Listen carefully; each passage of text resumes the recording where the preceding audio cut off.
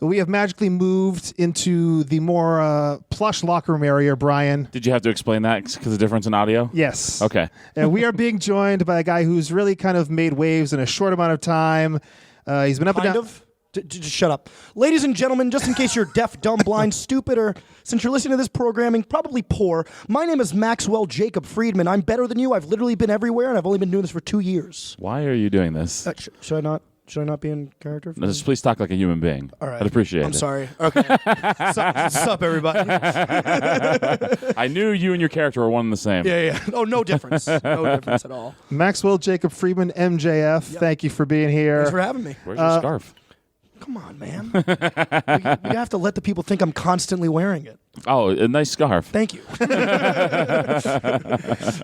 So it's good to have you here. I haven't seen you wrestle before, and I saw you tonight against Josh Briggs for the New England Championship.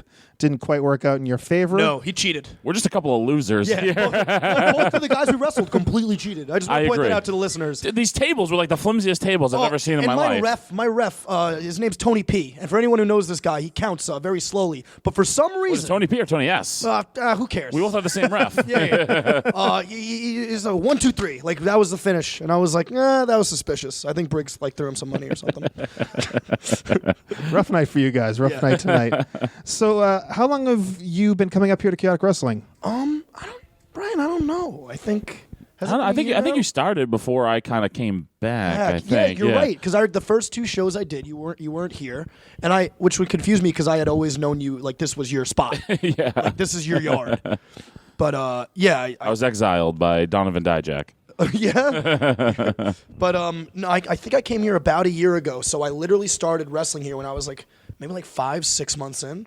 I've been very, very fortunate. Very fortunate. Yeah, how long have you been wanting to do this? I mean, you started in 2016, you said? Late 2015, going into 2016, I started. Yeah, right before. And you've been wanting to do this for a very long time. Oh, my God. Ever since I can remember, really. Which I'm assuming is most guys' answers on the independents. Yeah, how old are you? I'm 21. I don't know. You know what? You'd be surprised, though, because some people just see yeah, I could do that. I mean, I'm sure you've seen your fair share of guys come and go that think that. Being at the wrestling school, Mike's been around the wrestling school. You get these guys that come in and they just have no concept of they think they're just going to walk in and it's like WWE and you're making money like WWE and it's like, yeah, no, you're going to train here for a while. Then you're going to go to shows, you're going to make no money. Yeah. And then you're going to work shows for a little longer and you're going to make no money. And then maybe if you get to WWE, at first you're not really going to make all that much money. Nope. and maybe if you're fortunate, if you're 1 in a million, you might make decent money. It's crazy that that's another reason why I feel fortunate is that I think 2017 independent wrestling it's nuts. You can make money now on the indies. It's not easy, and it's not like I'm living in a mansion, but the fact that this is my only job is pretty crazy still to me. Yeah, sure. I mean, when we broke in, I've been, Jesus, you were literally 5 years old when I. I just think about I'm double his age, just about. I was born in '96, so Mike, what did you? Mike could be your father. Oh no, Mike! I never met my dad. Are you my? I'm just kidding. When Mike was making the rounds on the Indies. Yeah, no, I started in 2001, so you were literally 5 years old when I started wrestling. Awesome, dude. Yeah, and believe me, it was a different time, man. It was. If you got $10, you were. Yeah. That was a good night at the office. And I'm sure if someone who was only wrestling for 2 years, you're not allowed to do anything besides the lower card of the show, right? Yeah, unless you're at that point too, was very much like a 6'4", Josh Briggs would be all right. Okay. Josh, put the belt on him. Yeah, not been joking. Briggs would be all right. Dijak would be okay. We used to just see these guys that were 6'6" at Walmart and just say contract. Yeah, that's what we do. Contract. They're handing it out like flyers. Yeah, exactly. Hey, you're tall. But it's bonkers. Yeah, you hit it on the nail. It's bonkers wrestling. You've been flown to Europe already. Yes. You're working for CZW. Yep. You're working for Beyond Wrestling. Yes, sir. Championship Wrestling from Hollywood too. Yes. Twice. I got. Gee, look at this guy, huh? Yeah. I love the place. It's a hustler's business. You got to hustle. God, you got to work your ass off. It's not easy, man. The problem I think, and there's a misconception, especially because of my character. People are like, "Oh, this kid had everything handed to him. He's a jerk. He probably didn't train all that hard. Look at him. He cut some promos. Now he's getting booked. That kind of stuff." And it is still a grind for me. I still have to contact these promoters, and I still have to bug them. I still, just like everybody else, I train 4 times a week. I try to eat right. I try to go to the gym right. But granted, I'm still fully aware that I got a long, long ways to go, and I look forward to it.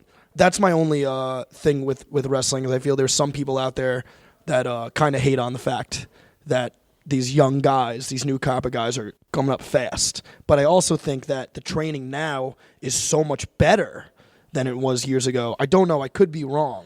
Well, I think it's a combination of a couple of things. I think it's good trainers, and there's good places to work now. Yeah. So you're getting out there, you're getting quality work, and there's a lot of work. So you're working every weekend, and that's people don't realize that's the way you get better. You have to be in front of the crowd. You can't just wrestle once a month and say, I'm a professional wrestler. Like, you have to wrestle more, and you're out there, you're wrestling every weekend, you're getting good matches too. Yeah. That's important too. You got to wrestle people better than you. That's how you get better. And that's what helped me tremendously, is I got to wrestle guys like you, guys who have been wrestling for years and are seasoned and know what they're doing. So if I have a hiccup, if I make a mistake after the match, I get to go to the back and I'm smiling ear to ear because I'm about to learn something. Because that's another thing. I get frustrated with guys my age, too, that a veteran will say something after the match and be like, hey, kid, I would appreciate it if you slowed down. Or I would appreciate it if you milked this part, or whatever the critique is. And the kid's like, yeah. And the veteran walks away and they go, psh, what does that guy know? It's like, come on, dude. Yeah, it's always, you can learn just, so it's funny. There's this crop of guys, and it's not everybody, because I think, and you're definitely an exception, that they look at like some of the older veterans, it's like indie veterans never made money, but it's like, yeah, we didn't exist in the world you exist in today. The indies, it wasn't like there wasn't good guys on the indies. I could list a ton of guys who'd be making a ton of money right now, being flown all over the place, but it just was a different climate at that point. If a young Brian Malonis and a young Rob Fury, two prime examples in my head, had Twitter and had these GIFs of them and had these matches of them on YouTube, I, without a shadow of a doubt in my mind, that this success would have come vastly just as quick as I think it has for guys like me or a Leo or a Dijak or a Briggs. So yeah, a lot of that other stuff is just sour grapes, man. It's sour grapes. If you're working your ass off and you're getting places, you should never apologize for being successful. That's one thing. And you're a good dude. You're I try to be. Contrary to popular belief, I'm going to ruin his entire character right here. So what's going on? You are not a bag of dicks. But just for the fans to know, I don't like you guys. Like just know that I don't like you guys. Wrestlers are cool. You guys are fine. So I was taking a look at your Twitter, and speaking of you growing up wanting to be a wrestling fan, you have proof online. I saw it the other day. Yeah, the Rosie O'Donnell. You appeared on the Rosie O'Donnell show as a young kid. And for those who don't know, the Rosie O'Donnell show was like the Ellen show was for afternoon talk. And so you were on there as a kid, and you're talking about how your favorite wrestler was Goldberg and The Rock. I know it's on your Twitter. What's your Twitter handle? _MJF. Okay, so how did that come about where you're a little kid on a talk show? Stuff. My parents found me hilarious, which I'm sure everybody's parents find funny. But I guess they were one of the few people that were right that their kid was funny. And they had sent them a tape of me telling jokes and singing to the Rosie show. And Rosie was like, yeah, I'll take that kid. And they had me on twice. That was my first time I was on the show. Yeah. It's amazing. Yeah. It's absolutely amazing. That was one thing that I also think has helped me in my wrestling career. I don't know why. I don't know if it's like a birth defect, but I don't get weird in front of people. I'll get anxious behind the curtain or before I go out, but the second I make eye contact with a crowd, I'm like, fine. It's really weird. I think you hit the nail on the head. It's something you're either born with or you're born without. Yeah. I think it's one of those like inherent things that's like in you that you either have or you don't, and it can't be taught. And if you don't have it, I'm very sorry. Yeah. Tough shit. Yeah. Yeah, usually like the wrestling is first, and you kind of work your way into a character and being able to talk, but it seems 100%. Like you from day one, it was the talking first almost, right? I've been fairly fortunate, and I remember my very first day of training, the wrestling didn't come crazy fast to me, but I remember they did promos at the end. This is my first time meeting Curt Hawkins, and we all cut promos, and I cut promos at the end, and Hawkins was like, oh. So instantly, I went from being this like, okay, like maybe he has potential to like, okay, let's see what we can do with this kid. From there, it was fairly easy to come up with a character. Because I think I've always known what character I wanted to play since I was like a little kid. That's who you trained with, right? Curt Hawkins? Yeah, Curt Hawkins and Pat Buck. Creative Pro. Yes, Creative Pro Wrestling Academy. Pat Buck. The former Roo Star. Yes. Right? From the New England Indies. I was talking to Rob Fury about the former Roo Star. Apparently, Roo Star came to a show I mean Brian Fury, not Rob Fury. Did I say Rob? Yeah. Oh, Jesus. Oh, God. No, really different people. Oh, my God. I'm sorry, Brian. I just assumed Rob Fury was somebody else he knew. No, I'm sorry. There's some guy named Rob Fury in New Jersey. Yeah, It's fine. yeah, I know. Two very different people. But Brian walked up to me and told me a story that one time Pat came to a show and he pulls his jeans down and his trunks and his boots are just under his jeans. I'm like, what? It's easy that way. You know what, Pat? Just, always be prepared. I learned okay, you always got to be ready to go. And I was listening to the Steve Austin podcast today. Actually, I'm on my way here. Yeah. And Court Bauer's on there. And who are they talking about? The guy that we're going to be interviewing at the show tonight, MJF. So very good things at Court Bauer. Very good things to say about you. Court's such a nice guy. And apparently Austin watched the match and enjoyed it. From what I great. Which you have no idea how I was just confused. I just didn't understand what was going on at all. Happy, so happy, but still very confused with the situation. I saw you and Briggs have a match. Josh Briggs have a match at the Beyond tapings at the NEPWA, and I was just looking at these guys. I don't know if you've seen the match, Mike, but it's like you look at this match. I'm like, these two guys who are 2 years in shouldn't be having this match right now. Like, it just shouldn't be. It shouldn't be happening. Yeah. Like, but and it's also, in a good way. Yeah, I'm like cripplingly, which is funny because my character is so polar opposite. I think everything I do is awful. Unless someone tells me otherwise. So when we get to the back and me and Briggs are done with the match, Malone says exactly what he just said on the podcast to me. And I'm like, oh, man, thanks. And he walks away. I was like, was he being sarcastic? Like, just instantly. I was like, no one. Man, what an asshole. Man, I guess Brian Malonis hates me. I don't know what I did. But no, he meant it, which means a lot. That meant a lot to me. He's genuine to everyone except me, so. Yeah. No, I genuinely dislike you. I've heard everybody does, so it's fine. He's very miserable. Yeah, you're a real piece of crap. He's always upset. Yeah. No, he's not a piece of crap. He's not. Right. So you can be a dink and not be a piece of crap. Like Mike's not bad intentioned or anything. He doesn't screw anybody over. He's just a dink. So you said the character came really easy for you, MJF thing. What would you say the character is? Oh my God. The character is everyone I hated in middle school and high school because I grew up in Long Island, New York. And to those of people who are privy to what that place is like, it's just a bunch of MJFs walking around. I'm rich. My daddy owns a Corvette. Just awful. Just awful, awful people. And as stylistically the promos go, it's a hybrid of Eddie Gilbert, Roddy Piper, and Ric Flair. Because those are the three guys that I watch ad nauseum.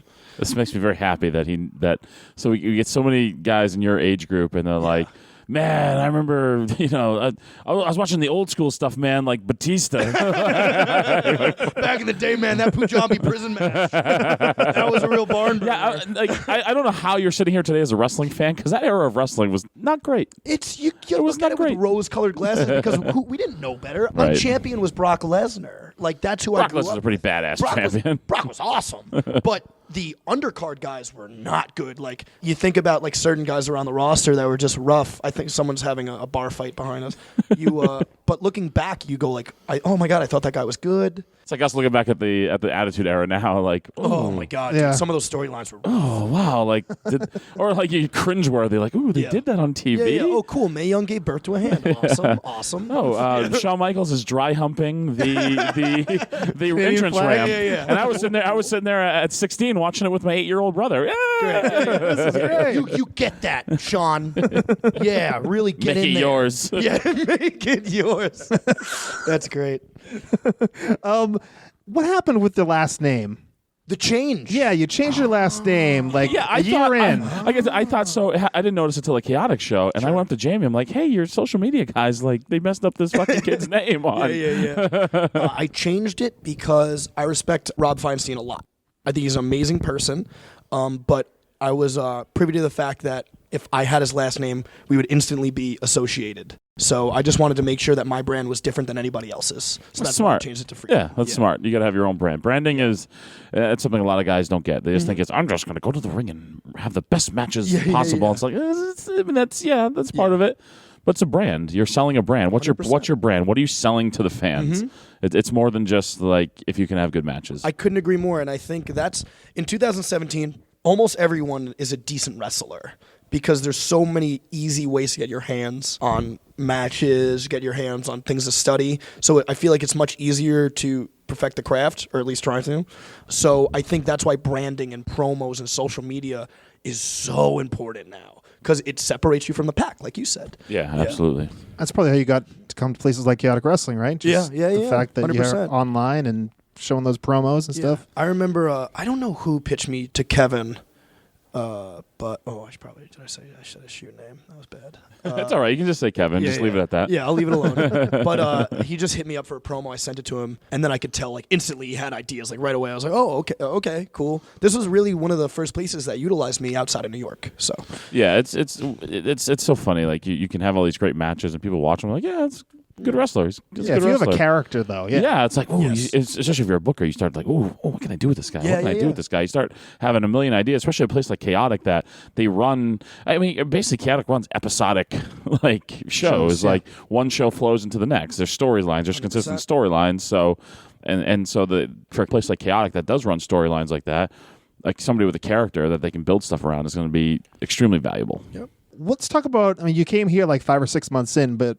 what about your first match? How did that go for you? Was that like something Everyone you who's were listening to nuts? this is going to hate me and think I'm an arrogant piece of shit. But my first match went really good. And which is funny because so many people have so many horror stories, and I wish I had one.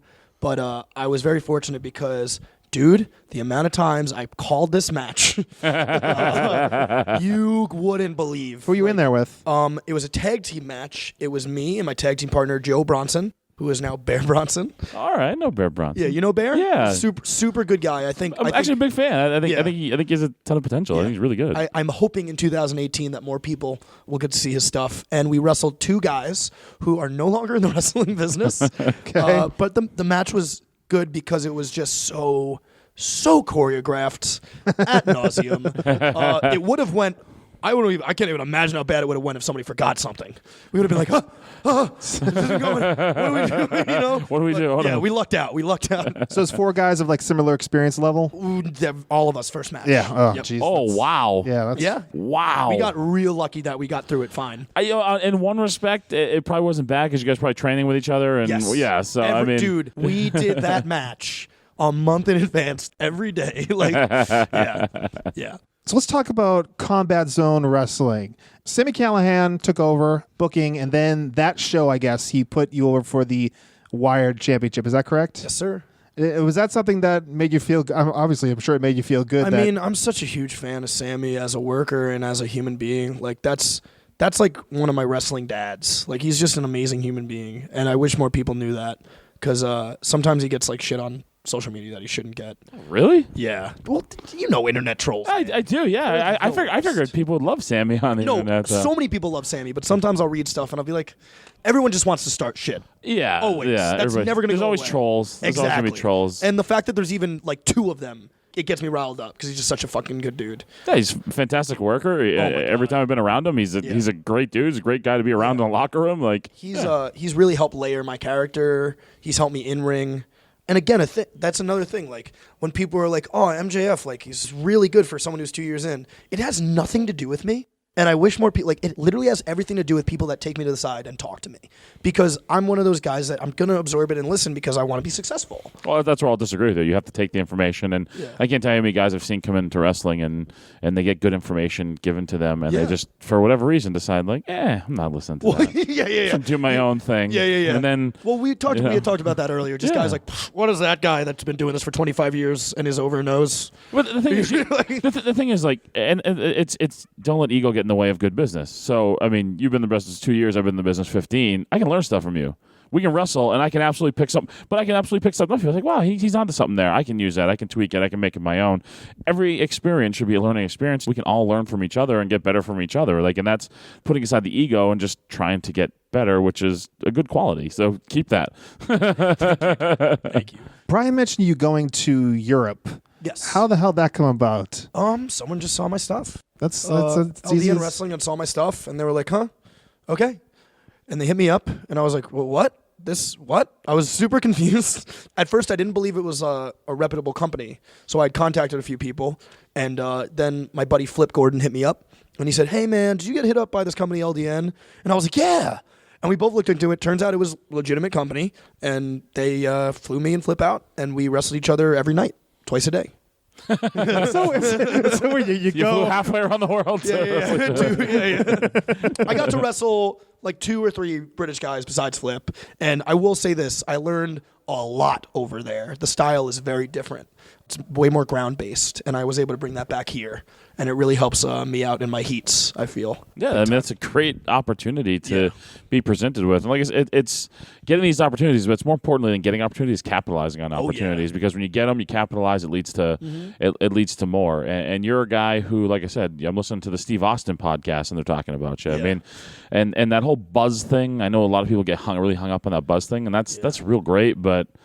At the same time, if it's just buzz and you can't follow up on you can't follow up on it, then it doesn't mean a whole bunch. I will not say names, but there have been a lot of times where I will be really excited to see a wrestler because they are super over on Twitter, and it is not at all the product I was expecting to see. It gets really frustrating for me.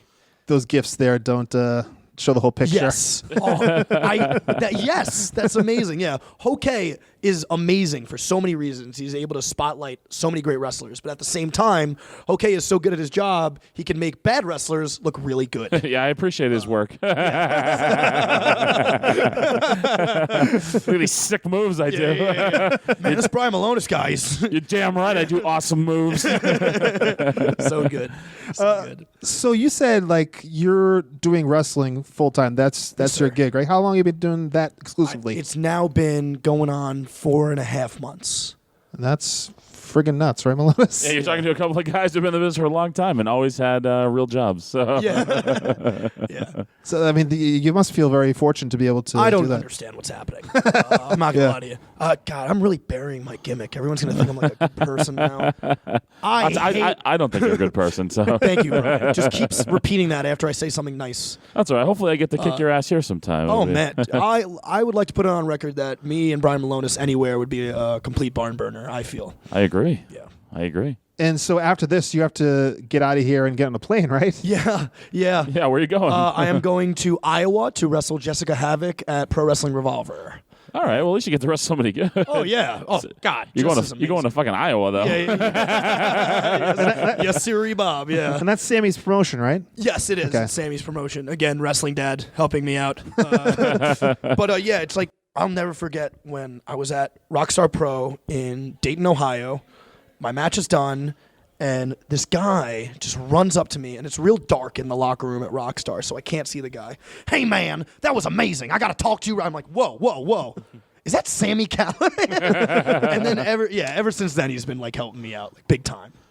That's awesome. You got to have people in your corner. Oh, yeah. And right now, I would say there's probably no better person in independent wrestling, certainly, to have in your corner than Sami. Yeah, Sammy's just a good dude. Yeah. But I'm Iowa Saturday, and then Sunday I am flying to Florida for Fest Wrestling to wrestle Eric Cannon. I've never wrestled him. Okay. I've been a huge fan of his because that's another guy who's been in the business for a long time and has figured out a way to stay relevant for a long time. And I have nothing but respect for guys like that, for sure. That's tremendous. So, have you dealt with any injuries?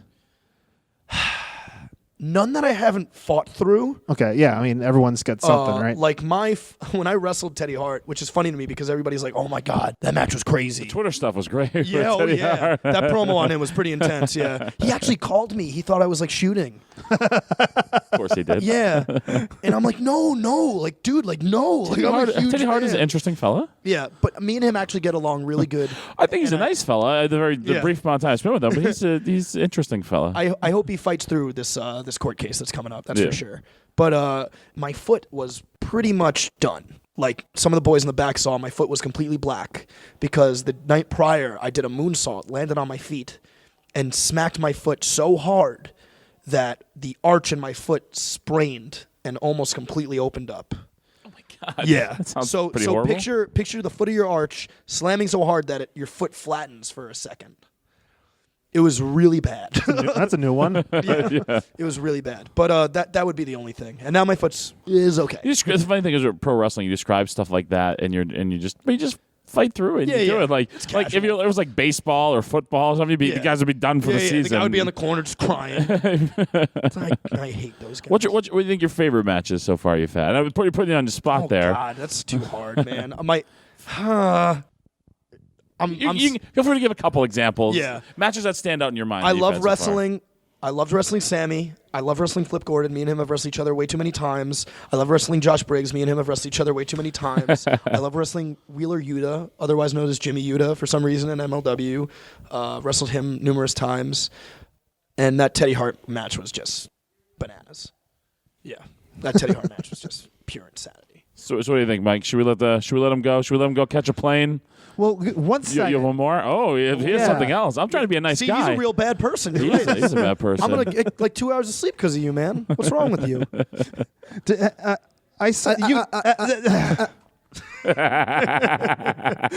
He's eating your lunch right now. Sure is. I can edit this though. So I'll make himself look like Superman compared to me. So you did some work for WWE, right? You went to a TV taping at least, right? I've done extra work a couple times. Yeah, I got to. Hey, MJF. I don't know if you know, but you're talking to a couple of former WWE superstars here. We were druids on a Survivor Series, yes. and we're affiliated with the Undertaker. I've been managed by Paul Bearer, so God. I mean, if you want an autograph or something afterwards, well, please. Put it out there. We're hitting the convention circuit soon. I am the guy who got shoved by Samoa Joe. There you go. So if you want to go back on the WWE Network to NXT TakeOver Brooklyn, the second one, it's me escorting Samoa Joe as a security guard and me walking in front of Samoa Joe and him going like, no, that's my camera, and just shoving me and me hitting the wall super hard. All my friends messaged me like, oh my God, was that a shoot? And I was like, no, because right before that, Samoa Joe is such a cool guy. He like walked up to me, he's like, hey, you kind of got like a hateable face. Verbatim. This is what he said. I feel like if I shoved you, you'd get like a good reaction. Are you okay with that? I was like, fucking pile drive me. I don't give a shit. You kidding me? So yeah, that was cool. And I got to do a match in front of Regal, Arn, and Dean Malenko, which was crazy. Crazy. So he can hit the circuit with us. There you go. Yeah. There you go. Yeah, there you go. We hit the convention circuit. We are all famous. There you go. And I know those are your aspirations, right? To be with WWE someday. I would say that is definitely up there. But there's also like, I am loving what they're doing at Ring of Honor right now. Like really loving it. I would love to be a part of that product. I love what they're doing at New Japan. I'd love to be a part of that product. I love what they're doing at Impact. Like I'm not one of those guys who's like WWE or nothing. I think that's silly because there's so many ways to make money now in this industry. Yeah, exactly. We are no longer slaves to Big Brother. We're no longer slaves to WWE because we can have our lunch and what is it? Have our lunch and eat it too? Is that cake? Have our cake and eat it too? Yeah. Sorry, I'm gluten free. I don't eat cake. But yeah, it's an awesome time. So I'm definitely not like WWE or I'll kill myself. Right. You know? And I know a lot of people still have that mentality. Yeah, I mean that was the mentality that I had for most of my career, but also the majority of my career was spent in a time where WWE was the only game in town. Nobody was going to Japan. Nobody was going to Europe. Yep. I mean, Ring of Honor was not what it is today. Impact it's been around for a while, but it was weird. It was definitely had its weird periods, its ups and downs. So plug your social media, man. Sure. Where can we find you? You can follow me on Instagram and Twitter at _MJF. Don't follow me on Facebook. I'm just kidding. It's my wrestling name. It's Maxwell Jacob Friedman on Facebook. And yeah. All right. And dates? What do you? This will drop Monday. Yeah. So what do you got next weekend? I don't know, man. I'd have to open up my phone. Just know I'm wrestling. Grizzle here. I'm wrestling 3 times a week. You'll find me somewhere. Just look at the Twitter. CZW, right? Beyond Wrestling, Chaotic Wrestling. Yeah. Where else? Limitless, House of Hardcore. There's so many others, guys. There's a bunch of logos. If you look at the pin tweet. I actually do. I have a photo with a bunch of logos. I don't want to forget anything and get yelled at by anybody. XWA. Give me a second. No. This is no. Because I know one of these promoters are going to listen and be like, "You forgot my company." So let's lose all your bookings. Exactly. So you just tell them Mike Crockett edited it out. Yeah. MLW, AIW, NEW, Wrestle Pro, Glory Pro, Wrestle Circus, Alpha One, PWX, MCW, Five Borough Wrestling, Create a Pro. NYWC, Revolver, yeah. Oh, Powerbomb, Bandit, Live Prov. Got a show coming up with Black Label Pro. Okay. Yeah. Okay. All right, there you go. Maybe you could put No a one word can in, yell at me now on Twitter. maybe you could put a word in for Malonis at a couple of these places. Oh, God. It's gonna get out there more. No, I don't think out there more. I just, get okay. those more consistent bookings of Ring of Honor. If this guy doesn't get into Ring of Honor soon, they're missing out. Thanks, buddy. No, I'm trying. I'm really serious. I'm serious. It's one of the best big men in the industry right now today. Hands Thank down. you. Yeah. Oh, you're not so bad yourself. I suck. Thanks for having me, guys. Thank you. Yes, you may leave now. Thanks. For more on the Wrestling Podcast About Nothing, subscribe to us wherever you get your favorite podcasts, or find us on our website, thewpan.com. That is thewpan.com.